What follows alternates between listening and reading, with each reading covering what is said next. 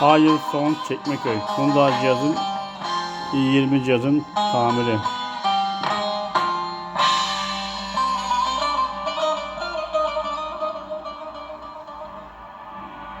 Başın öne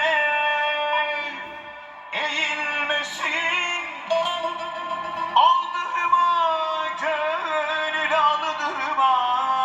Bunda 20 cihazın modül bozukluğu yapıldı.